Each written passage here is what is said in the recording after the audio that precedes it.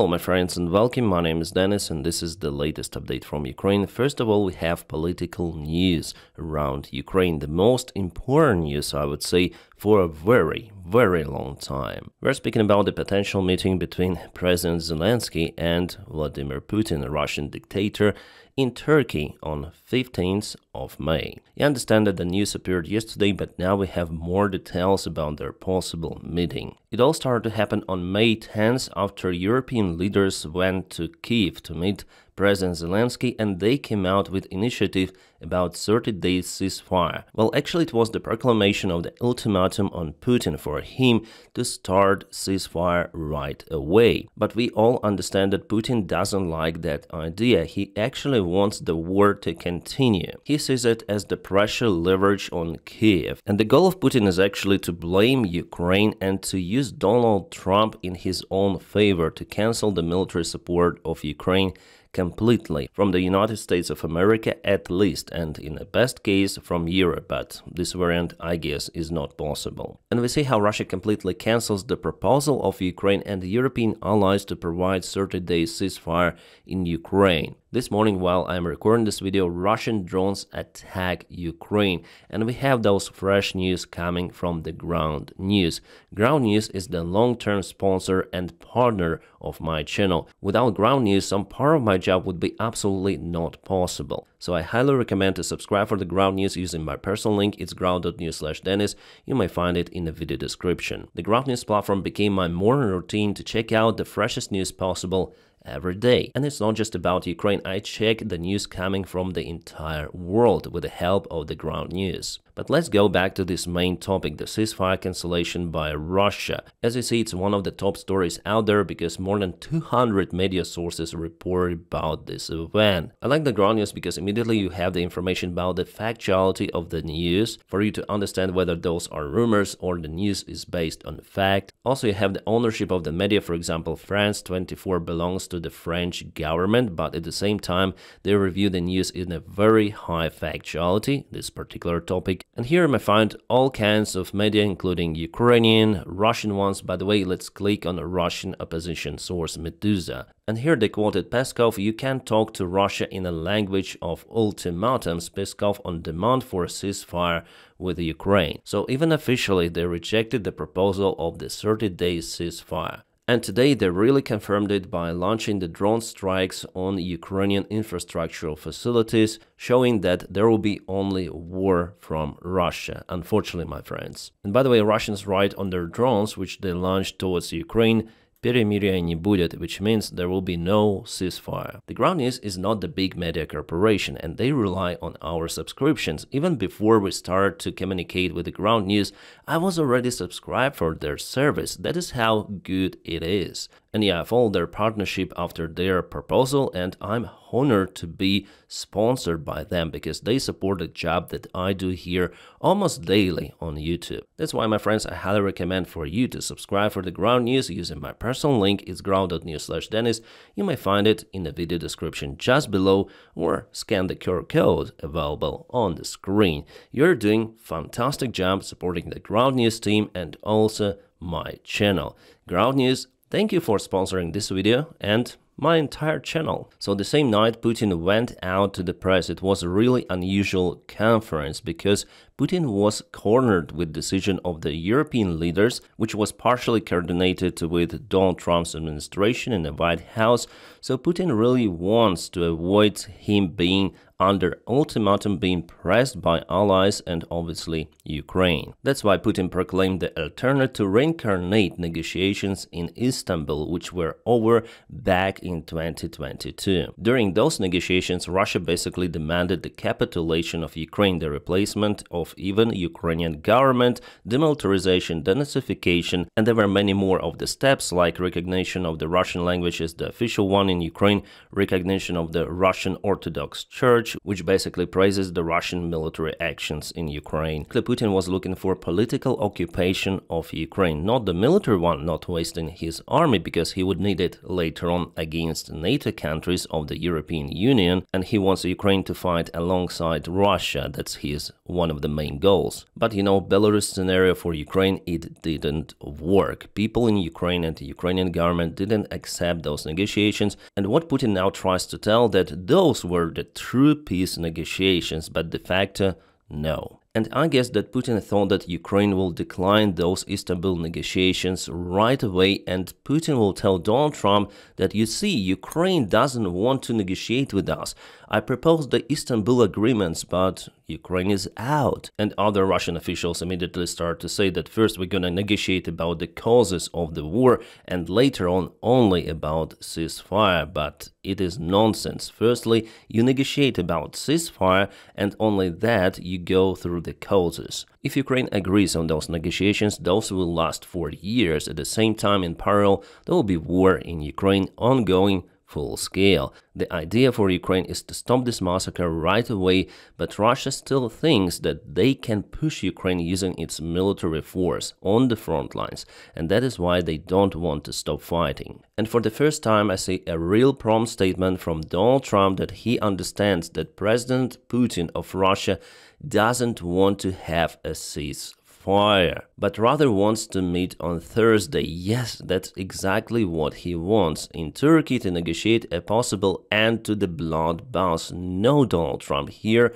you're mistaken. So here you're right that he doesn't want the ceasefire, but he doesn't want this bloodbath to be over because he uses it in his own goals, as well as he uses Donald Trump. Ukraine should agree to this immediately. At least they will be able to determine whether or not a deal is possible. If it is not, European leaders and the United States will know where everything stands and can proceed accordingly. So here he tells that Ukraine should go and determine the conditions of the Russian negotiations, and only after that European leaders plus United States will determine whether they apply sanctions on Russia or not. We already understand that, and there is the remark about it coming from the European politicians as well, that they're gonna wait till 15th of May, so this deadline, 12th of May, then Russia actually rejected the 30-day ceasefire and European leaders promised to apply new sanctions on Russia. Well, this deadline is postponed by Putin. Here's the small victory for Putin, by the way, but after all, Putin is cornered with his own decision. Later on, I'll tell you why. And the bottom part of the Trump's post here is kind of interesting as well. I'm starting to doubt that Ukraine will make a deal with Putin, who is too busy celebrating the victory of World War II. Actually, it's not the World War II victory, it's the victory in so-called Russian Great Patriotic War. The World War II was finished later on other date. But the World War II could not have been won, not even close, without the United States of America.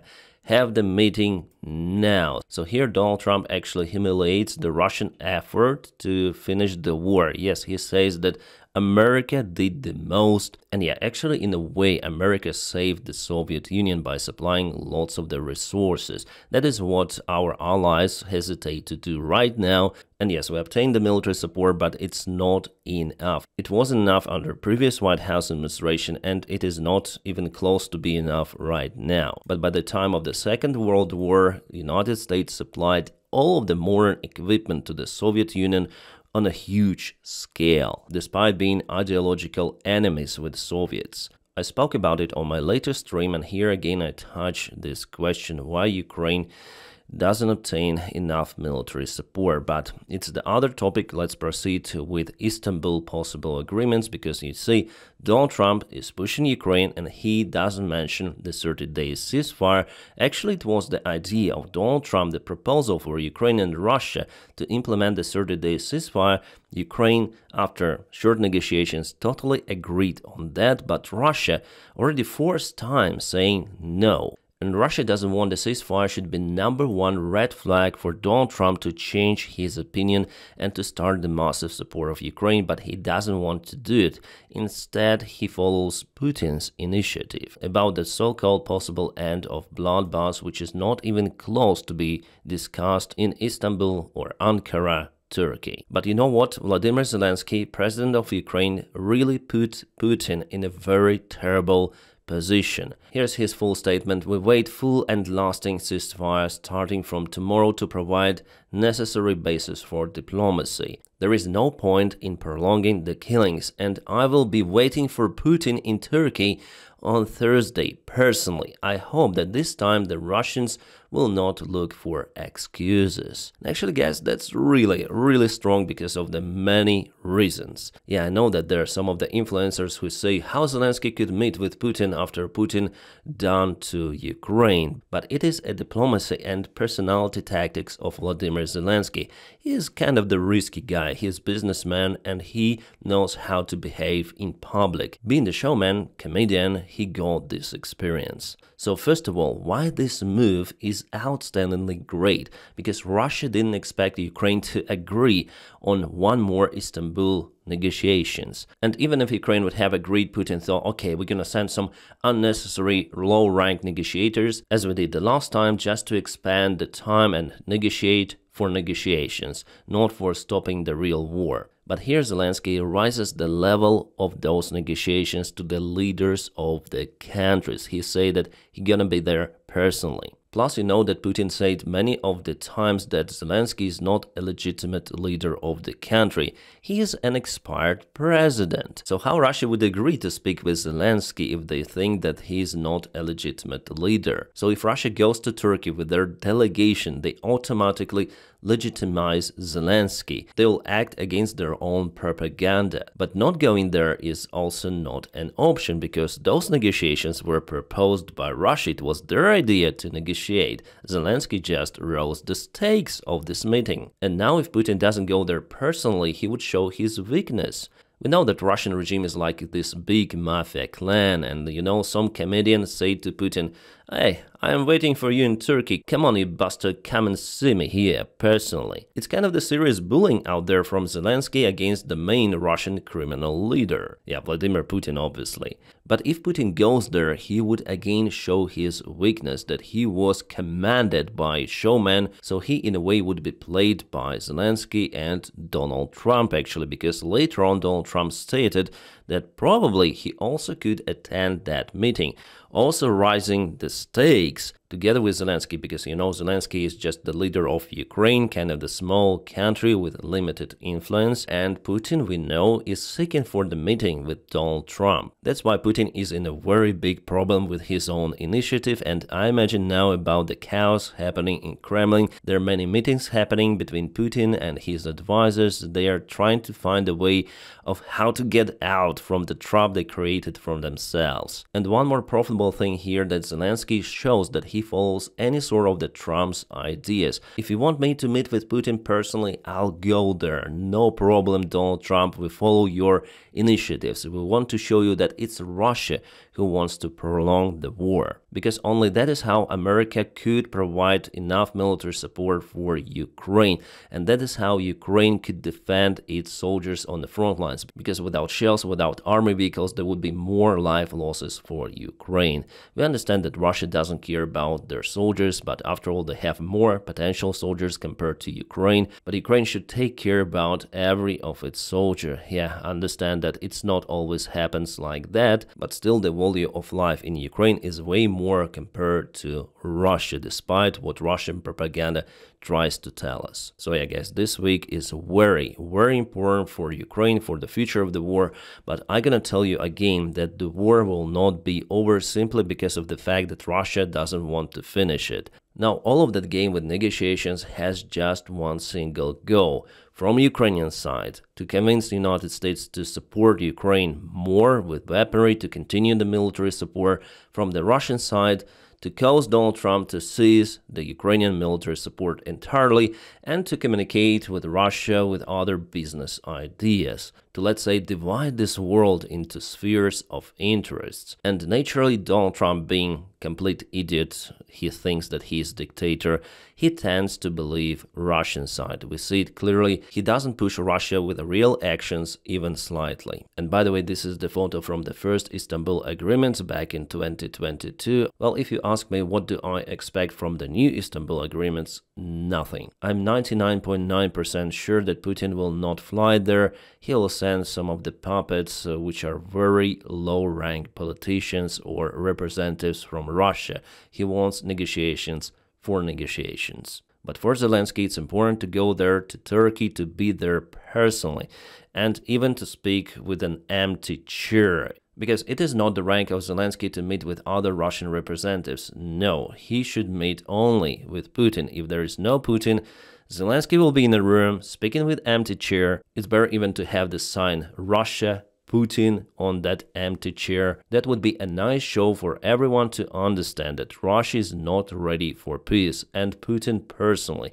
And that will create also the pressure on Donald Trump personally. Because if he says that Ukraine is not ready for peace, he can always show that video of Zelenskyy and empty chair with Putin's sign that would show the opposite. So I think that this scenario is out there on the table of President of Ukraine to conduct this, I would say, even propaganda video, propaganda press conference, but Vladimir Putin in a way asks Ukraine to do this step with his own clumsy and stupid actions in politics. I think that from Ukraine it would be the best move. The main question goes with Erdogan, whether he allows it to happen. I mean, this humiliation of Putin openly. Well, Turkey has its own interest, especially in Crimea. We'll see what happens, guys. We'll have to wait just for a couple more days. And yeah, could you ever imagine that a comedian whom Russia calls a clown would play out quite well against Russian diplomacy together with Russian KGB leader Putin, who in a way has more experience in lying, setting up traps for allies and enemies? Well, here Zelenskyy did everything so far brilliantly.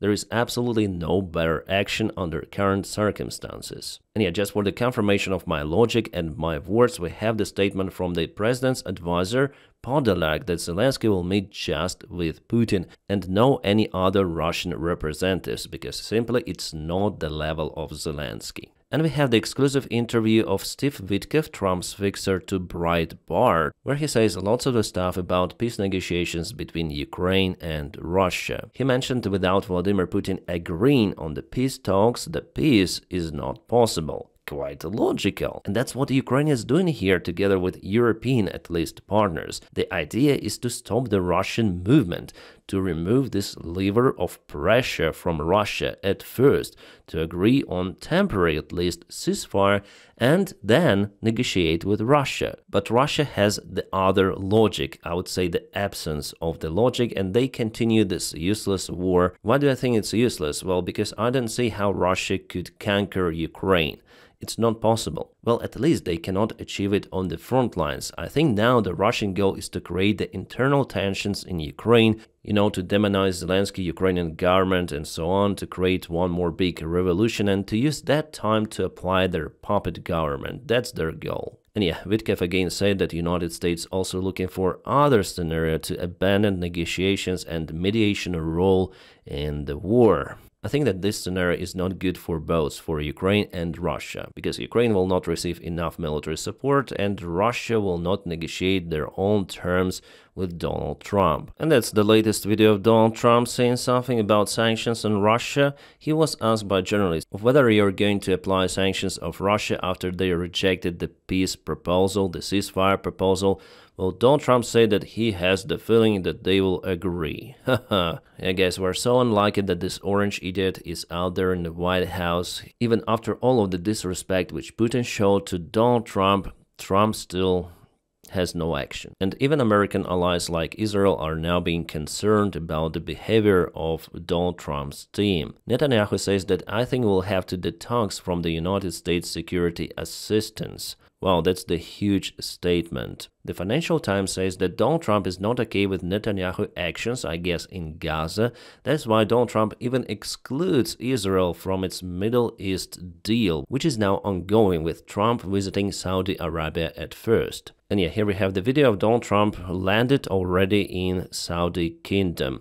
After all, Saudis remain one of the main allies of Washington in Middle East, as well as Israel, by the way, but Saudis, they don't really like what Israel does to Gaza, and maybe they would like to communicate with Israel even more, fully recognizing the country, but for now it's not possible with the Gaza conflict. And maybe that's why Trump is a little disappointed, because he cannot make this huge deal on Middle East. Maybe that's why he doesn't like Netanyahu, and actually Netanyahu is not that popular in Israel, from what I understood, from what I read. And the Telegraph comes out with a shocking article actually that Trump's secret hostage deal exposes rift with Netanyahu. And yeah, there was the exchange of the single hostage that American side organized solo, from what I understood, behind the back of Netanyahu. That's how Donald Trump wants to show that he is not the last person out there, even on the territory of influence of Israel. The action is actually good, that the hostage was returned back to Israel. But how it was done, guys, it's the big political game out there, and unfortunately human lives, usual human lives, are involved. Do you really think that Donald Trump cares about the life of the hostage? No, he just wants to monk Netanyahu. I recall how the vast percentage of the population of Israel were absolutely happy that Donald Trump had been elected, but what is now? And there are now even the rumors that Donald Trump is likely to recognize Palestinian state during Riyadh summit. Yeah, for now those are just the rumors, but they're not accepted as something unbelievable. And yeah, we see the pressure of Donald Trump applied on his allies, not on his enemies. And by the way, I'm not saying that the recognition of Palestine is something real bad. No, actually, Ukraine also recognized Palestine. And the actions of Israel against Hamas are too much. They're touching lots of the civilians. That's what actually Ukrainian people experience in their cities, then their houses and buildings being bombed by Russian drones and missiles. So I do not support that in any way, but Hamas should be gone. How to do it? Well, I guess in coordination effort with the United States, with Arab countries in the region. Also, some of the news are coming from Qatar about the new Air Force One Boeing 747-8, which Qatar wants to give as a present to Donald Trump. The airplane is equipped with a luxury cabin, and yeah, this is a great airplane. And judging on Trump's reaction, he already accepted this very expensive present. The question goes is why this present goes to the leader of the United States and not to the leader of Germany, of Egypt, or you may name any kind of the country. Well, the answer is simple. Qatar has its own interest in dealing with Trump. As many of others, Qatar wants to use Donald Trump in their own favor. That's basically it. They know that Trump likes those kind of fancy presents, like huge business jets. And yeah, the present is actually an awesome one, much better than this portrait which Putin gave to Donald Trump via Vitkov. But the question is, should Donald Trump accept it or not? My own opinion is not, because it's kind of the expensive present. It looks like the bribe. And we are not even speaking about Qatar here, alright? They have their own stuff. We are speaking just about the reaction of the American president. The president of the country with the Boeing factory where this airplane was actually produced. So yeah, accepting that basically shows the weakness. Here's your present, the vehicle that was made in your country.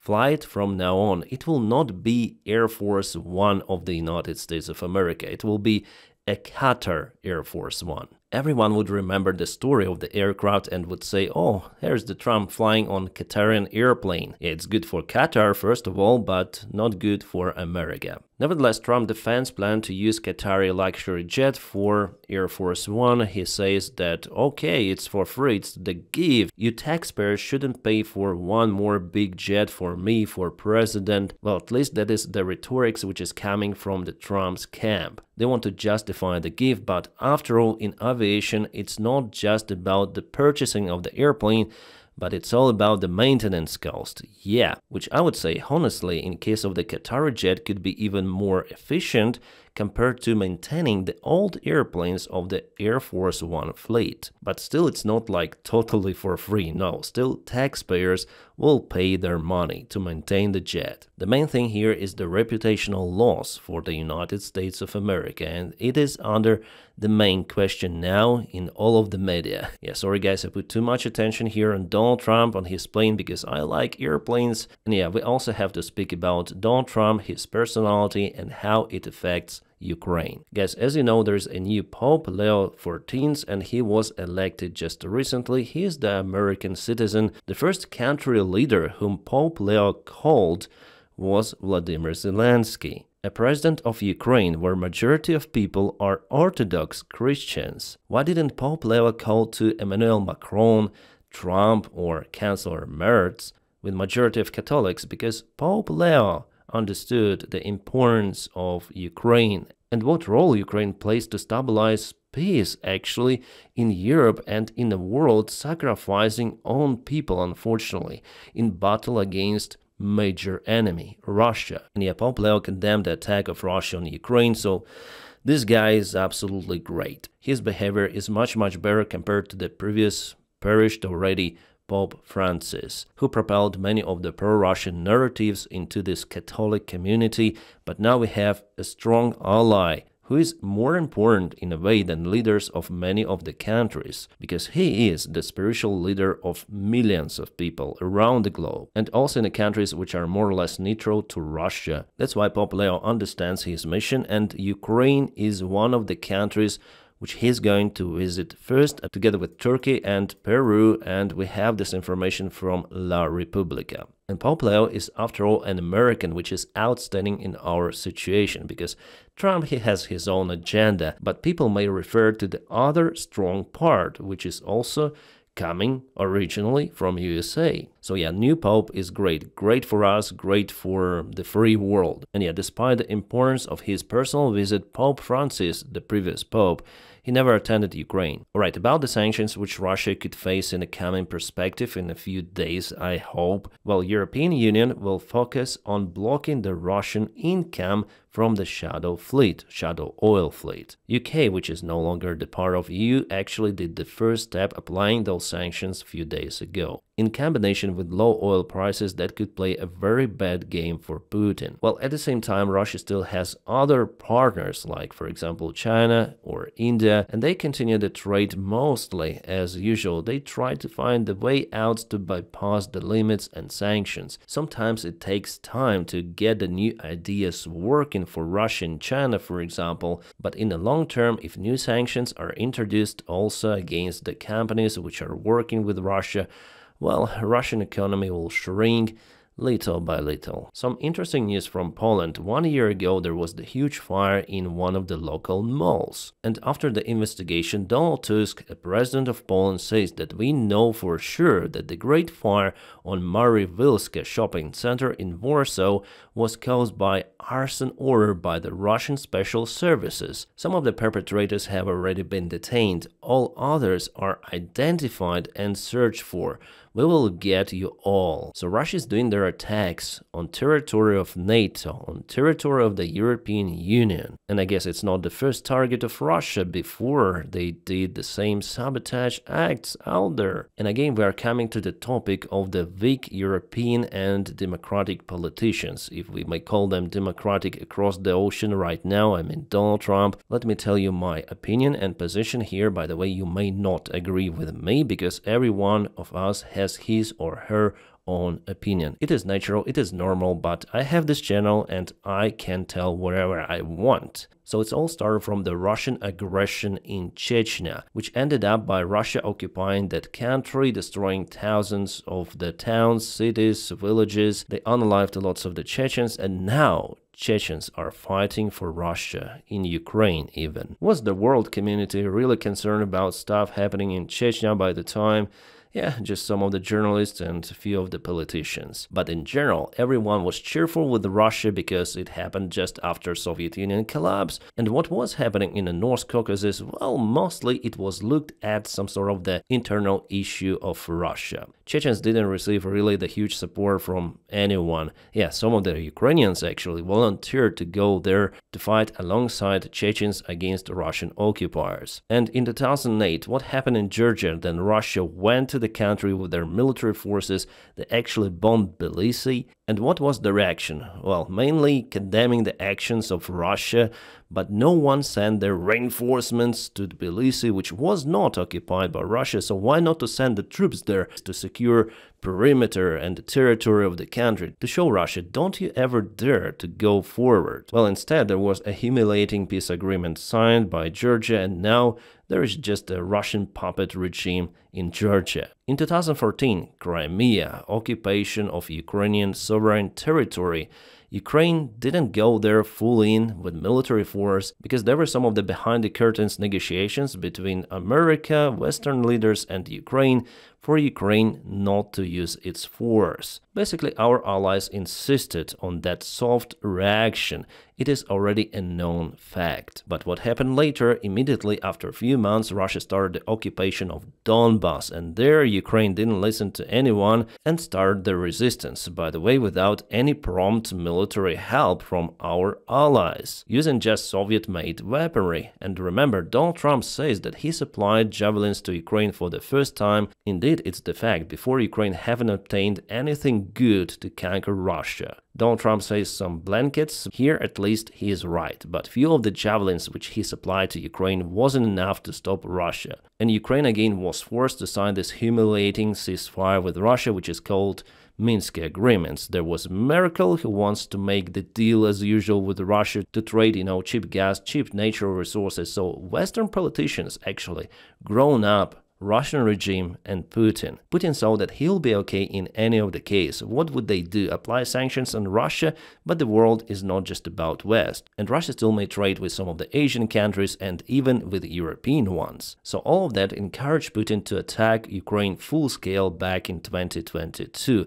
He was sure that the war will take not long time, like few days, few weeks, and he would be a victorious, replacing Zelenskyy regime with his own puppet one, converting Ukraine into some sort of the Belarus. And Western partners, they all say the same, that Ukraine will last for a few days, maybe for a couple of weeks. And yeah, the countries like UK and United States of America start to send some of the munition to Ukraine, again javelins and lows, but it wasn't enough against the huge Russian army. But somehow Ukraine managed to resist, mostly using Soviet-made weaponry. And that resistance was a really huge surprise for Putin and also for some of our allies. And that caused Russia to completely change its plans. Its army wasn't really prepared for this long-term war. The supply lines were thin, the army wasn't really prepared for this scenario.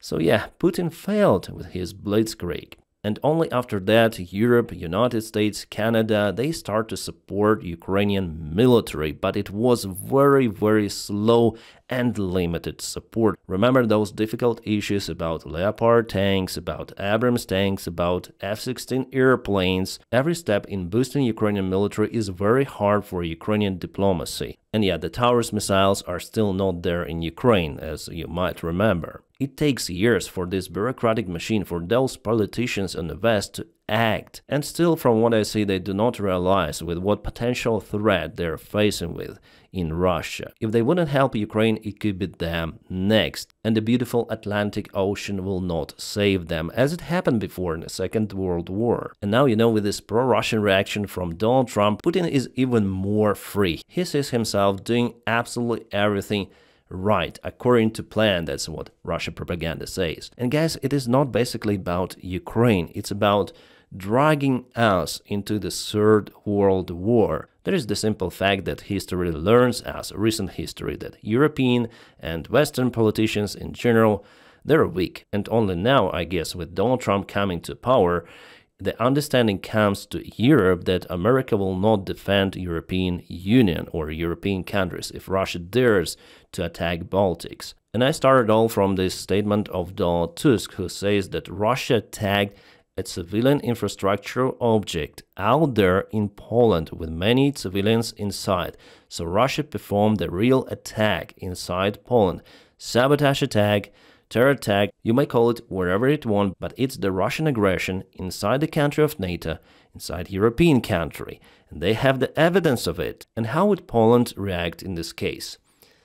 I expect nothing good, guys. Maybe some diplomatic blah blah blah, getting rid of some of the Russian diplomats as well. They'll condemn it, but not more than that. And yeah, Poland mentioned before that it doesn't want to escalate deploying its forces even for training of the Ukrainian soldiers on Ukrainian territory. Everyone's still afraid to escalate, and that is what brings actually the escalation. It is sad for me because many people on our low level, I would say, understand that, but politicians, they're seeking for business as usual.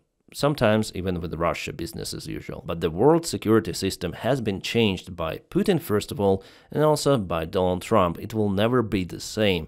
And here comes the time for the prompt reaction for military force and armies. Yeah, unfortunately, guys, we live in a period where only force matters. Yeah, exactly, like centuries ago. And Ukraine giving up its nukes is the clear example of what you shouldn't do. Again, guys, we're not coming to the front lines update. This video is already very long, and now I need to go to my doctor because I started to have lots of the headaches recently. I do not sleep well, and actually it's very difficult for me to film those kind of the videos. For you, well, this video might take roughly 20 minutes, maybe a little more this time, but for me it took 4 up to 5 hours to just record, so hopefully I'll fix myself and come back uploading every freaking day. That's my job after all. And guys, thank you so much for your kind support. Thank you for your likes, your comments, your subscriptions.